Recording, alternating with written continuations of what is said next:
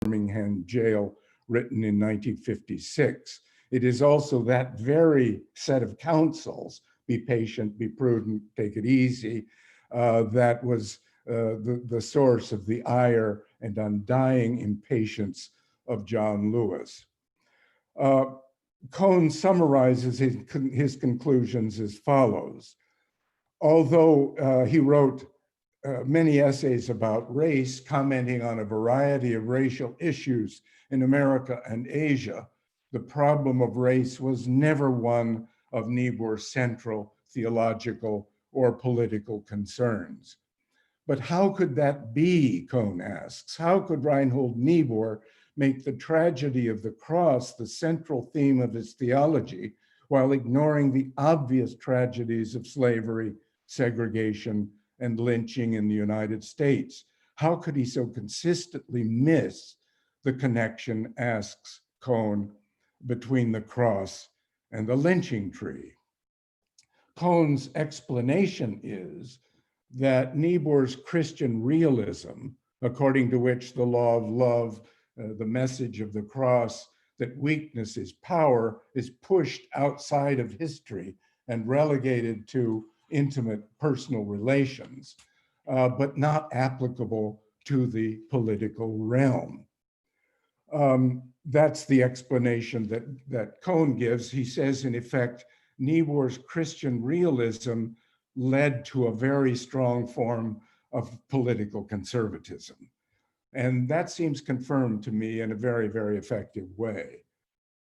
How then, if we can conclude, are the cross and the lynching tree to be linked? Cohn thinks that the lynching tree vividly reinforces what the cross symbolizes, namely the evil of unmerited suffering and the conviction that it will be overcome. That view is illuminating as far as it goes, but based on what we have discovered in these 3 sessions, let me restate what I think the connection should be described to be. I put it this way: to consider the cross and the lynching tree together vividly reinforces the idea that unjust suffering, such as Jesus and Emmett Till experienced, is wrong always and everywhere. It is a sacred violation that demands dedicated resistance, preferably by nonviolent means. I say preferably by nonviolent means because Lewis and King gave first priority to nonviolence, certainly, but as I've tried to show, they also appeared to allow the use of force as a last resort in resisting unjust suffering. A couple of general thoughts in conclusion. Please notice that all 3 of the people we have discussed, Lewis, King, and Cohn, want to correct Reinhold Niebuhr from within the liberal Protestant context that he represented. Lewis and King are not convinced that the law of love is as irrelevant to politics as Niebuhr seemed to think, and Cohn believed Niebuhr was actually not true to his deepest insights, did not consistently think through what his own theology should have taught him about race and about other matters as well. Still, King, Lewis, and Cohn all shared, at least in Cohn's more mature life, common ideas. That's the point I'm trying to make, that they all operated from within a framework of liberal Protestantism, but they were constantly criticizing and rethinking how those principles should be applied to the political and social realm. In other words, the encounter between Black theology and liberal Protestantism is a fascinating example, I mean to suggest, of liberal Protestantism correcting itself, of the never-ending process of re-examining, rethinking the central beliefs and practices of liberal Protestantism. Well, there I'll call a halt, and I think we have some time for questions. Thanks very much. That is terrific, as always, David. Thank you very much. It's always always a pleasure. Well, let's open it up for discussion. And I'm looking at the screen. So I don't have the ability to unmute you or mute you. So once you're recognized, if you could unmute yourself. And if you don't have video, you can raise your virtual hand and we'll try to recognize that as well. But who'd like to start?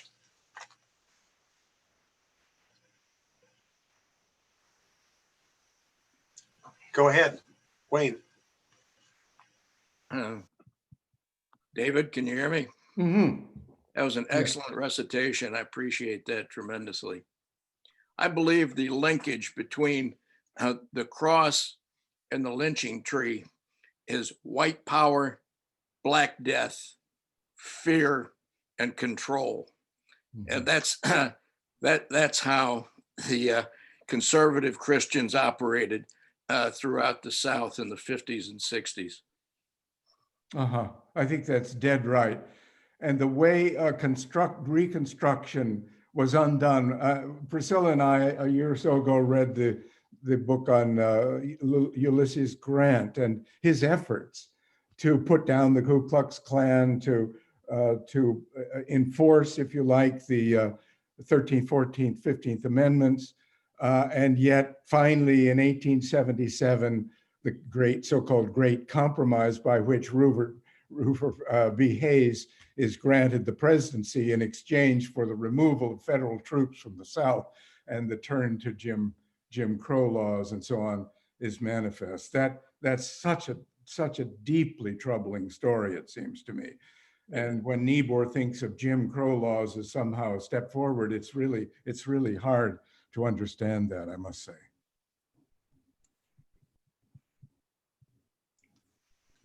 Susie, please. Yeah, David, I'm wondering what influence Cone has had on other white theologians. I mean, this comparison is not one we hear at Western Presbyterian very often. Cone's name rarely comes up, and we are in one of the more liberal churches around. That's right. So has he had a broader impact, and and if so, what's it been? And if not, why? Now, that's a really interesting question, Susie. He certainly had a very big impact. No question about it. As I said before, on Black liberal Protestant, especially theologians like Jeremiah Wright and others, God damn America, you remember that famous. So that was the impact. But I think while it filtered out a bit into the white community and white theology, it really wasn't embraced. It wasn't taken into account by the white liberal Protestant tradition. Partly, I believe, and this is my speculative view, that the white liberal tradition sort of moved in a new direction, moved away from that emphasis on the social gospel, on applying the message of the gospel to social and political realities. And therefore, this line that Cone had taken really didn't have a full force on the rethinking. That's my view now, that the liberal church has not sufficiently taken on board the kind of things that James Cone, and not to mention King and Lewis, represent. And when you do it, I mean, for me, reading this Lynching Tree, I thought, I have to say, going into it as a defender of Reinhold Niebuhr, I would come out, but I had to admit, oh my goodness. And there's more in that chapter that I wasn't able to quote about some of the things Niebuhr says about imperialism and the importance of white. It's unbelievable to me. Now, using thus the Cone stuff as a mirror against which even the most liberal forms of white Protestantism measure itself, think about itself, I think is so terribly important. And I have to tell you, doing it for me was an enormous self-awareness. And therefore I'm commending it to church members and church leaders to begin to do that. I thought the sermon this morning was very, very much in that direction, a very powerful statement of another form of overcoming privilege. So these two discussions, I think, fit together extremely well. But I hope that answers your question. Yes, but not enough, I guess. Okay, who else? Madeline, unmute yourself and go ahead.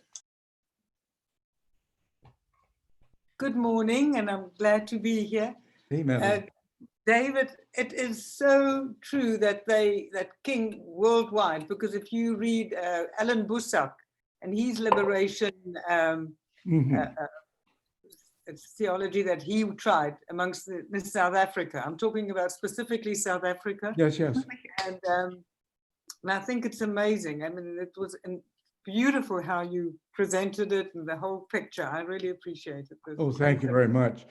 One thing that comes out in the Cone, I mentioned that James Cone wrote that rather appreciative analysis of King's contribution to the African scene, which Madeline is now confirming. Alan Bosak was one of the Reformed Christian leaders in South Africa who embraced the nonviolent. But I was going to say that Desmond Tutu, another prominent South African religious leader, Black Christian, as we know, was somewhat critical, a little bit critical, according to Cone, of King's reliance on nonviolence, and said sometimes, in the worst last resort, it may be required to use force. So there was that internal tension between, let's even Tutu and Bosak in the South African context over this thing that I've talked about a little more broadly. Well, I've said I appreciate your comments, Madeline, and as I've tried to say, for me, this has been quite a kind of a revolutionary. I thought I knew a lot about this stuff, but I was ignorant. One Priscilla mentions, and she can be included, I think. She mentions Dietrich Bonhoeffer, and I'm glad she brings that up. You all know that name, the German martyr who died in the Tegel prison in Germany as a result of his participation in conspiracies to assassinate Adolf Hitler. He was a German theologian. And what's interesting about him is that Cone mentions him in the chapter on Niebuhr and contrasts Dietrich Bonhoeffer, who came to New York to Union Seminary in 1930-31 and worked with Reinhold Niebuhr, but got absorbed, you could say obsessed maybe, with the Black experience just next door in New York, in Harlem. So he went regular, I think he became a member of one of the Abyssinian Black Episcopal Methodist Church. He got to know Blacks there. He spoke when he returned to Germany of the power of the Black religious experience on him. He introduced Negro spirituals, the whole thing there, and how interesting that was. And Cone contrasts Bonhoeffer's fascination with the Black experience and Niebuhr's indifference, callous indifference, you might say, and is quite critical of Niebuhr in the light of, so he's saying, look here, people could understand, white people were capable of appreciating the power of the Black experience and the injustice and so forth that has surrounded it. But here were people living right next door, like Reinhold Niebuhr, who didn't seem to understand that at all. How remarkable, and how that illustrates the deep biases and prejudices and so on that afflict us all, no doubt. Gary, you posted a chat. Did you want to expand on that? I just asked the question. I think this follows up somewhat on Susie's question. David, I kind of dancing on the head of a pin, perhaps, but I'm curious to know whether you think Cone's experience kind of proves Niebuhr's theory or Niebuhr's perspective that really this is all about power, and the person who, those who define the narrative or the experience are those who have the power to do so. And that's why we don't hear about Cone. I'm just curious about your reaction. But I think it's a very interesting point, Sherry. I think Cone's ambivalent life, his early stages of angry Black power, and his more moderate, more mature years, that tension, I think, goes on with him forever. But the tension illustrates what my answer would be, which is that he's fluctuating, he's oscillating back and forth between what you seem to say, that it's all about power and there are no bridge concepts that can help us overcome the huge. In other words, whites, whenever they preach and teach, are going to be biased. Even their thoughts, their values, their ideals are going to be corrupted by their whiteness. That's on the one side. That's the early Cohen. There are no bridge concepts that can overcome our divisions. But my view is, and why I spent time in my presentation talking about how in that very chapter on Niebuhr, including all of his harsh criticism and valid criticisms, in my view, he nevertheless takes a good deal of time to say, but I didn't give up on Niebuhr altogether. And he's not saying that it's all power and there's no reconciliation or no. He's saying that there is brilliance in the idea that the cross faces up realistically to power and yet provides an answer, which is the answer by which we overcome. Namely, weakness is power. You do not retaliate in kind. You respond preferably with nonviolent means. That's an answer, which is an abiding answer. And I think if you read that chapter, you'll have to say that Cohn believes that. He isn't giving into completely the anger, the Stokely Carmichael, all of that, but that's there, and it has to be there. I think he has to go through that kind of experience. But it's the range of his responses that I think is so interesting in the interweaving of his allegiance to Niebuhr and yet his harsh critic. I mean, isn't that interesting? Yeah. And to be clear, I wasn't saying that I adopt that. No, I understand, but you raise a good point, Sherry. I mean to say okay. that. There is that anger. If you read the Black Power book, woo, I mean, that sounds like identity politics through and through. It's your identity, baby. That's all there is. And your talk, your language, all of that is colored by it. And therefore, there's no overcoming it other than to fight it out, so to speak, power against power. But that's not, it seems to me, on balance, his final message. It's not just power against power. It's weakness against power, which is the answer.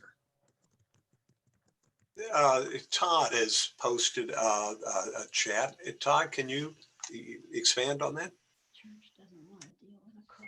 Yeah, David, I was just asking in my chat, you know, we've been looking back historically at this sort of line of intellectual thinking and theology through King and Lewis and Cohn, but Cohn very much emphasized theology in the current historical context, his current historical context. Yes, so he did. Now, in looking forward, who are we looking to that's carrying on this tradition? So I'm thinking of Otis Moss III, perhaps, in Chicago, but I'm wondering if you know of others. I don't. It's an excellent question, and I'm ashamed to say I don't know. I've been so immersed in getting inside Cohn and Lewis that I haven't been looking at what's going on, and we need to ask that. I mean, it's a very good question, and I'll try to find out some answers to that question. But I've been impressed by the lack of forceful theology in the modern. I mean, I think Cohn is terrific, really, and very powerful, but I haven't seen new instances of that, of the development of that kind of thing. And I think my own recommendation, of course, is that we take the liberal Protestant tradition, recast it in all sorts of critical ways, but that there are elements in it that are enormously important, and that it be reshaped. Again, Alex's sermon this morning would be another area in which it needs to be rethought clearly, and our biases exposed and overcome, and all of that. So I don't have a good answer to you, Todd, but it's something I want to continue to explore. Yeah, and I'm probably remiss in not mentioning Reverend Barber. Oh, yes, as well. yes. William Barber would be a good example. He's not so much a theologian in the technical sense. Would you agree? I mean, he's a public religious leader of very important influence, and he preaches sermons. But to my knowledge, he hasn't sort of affected, if you will, this theological reflection that we're talking about, that I think has a place. I want to, as a former teacher myself, I want to defend the importance of that theoretical work. I don't think we should disparage it, but it needs to be constantly in contact with these various movements that are around us all over the place. Yeah, fair enough. Say, Keith, I see you posted a chat. Would you'd like to pick up on that? Yes, thank you, Paul. I was just commenting that the comparison of the hanging tree and the cross as both being symbols of unwarranted and unmerited pain and death is a very powerful one. But I wonder if white Christians find it difficult to make that connection, because in looking at the bodies on the hanging tree, they are black bodies. Whereas in looking at the body on the cross, it's almost invariably in white Christianity depicted as a white man. That's an interesting point. And I think I'm sure you mean to say, and I think I would agree with you, that that's a problem. That is, you could certainly argue that Emmett Till hanging on the lynching tree is put there by whom? By white people. So his presence there is a symbol of white oppression, white brutality, white atrocity. The Jesus figure hanging on the cross is certainly a Mediterranean. He's certainly not an Anglo-Saxon Protestant, and therefore, and clearly, I would think you would agree, the proper Christian understanding of Jesus is that he is all of us. We are all hanging there as a result of all of our injustice, all of our mistreatment, all of our abuse. Were you there when they crucified my Lord? That's a Negro spiritual and very powerful, which transcends a bit the racial specificity that we're talking about. But yes, and we have to overcome that. And that's why Niebuhr seemed to be incapable of comprehending the lynching tree as a critical symbol of a relevant contemporary symbol of the cross, and seeing the connections, which if you read Cohn's book, I didn't have a chance to talk about literature and more songs than just Strange Fruit, but it's in the blues. I mean, it's all over the place, the hanging tree, the lynching tree. And it's there, and whites have not really, many of them, most of them, I suppose, have not picked up on that. Priscilla, sorry. No, go ahead, Priscilla, and then we'll do Wayne. And Priscilla reminds me that I had said and did see before that I heard this sermon. Actually, it was in Western, a sermon that the cross is outdated and should be put aside. And that seems to me, that was not, however, by a white person. So I'm not claiming that that's necessarily but I think the idea of losing sight of the force of the cross in the modern liberal church is extremely worrisome if we're setting that aside. Go ahead. Well, Wayne, next, I was going to add, speaking of the Mediterranean Jesus, it's a Nordic Jesus in the mosaic, the huge mosaic at the Basilica. It's a blonde-haired, blue-eyed. Right.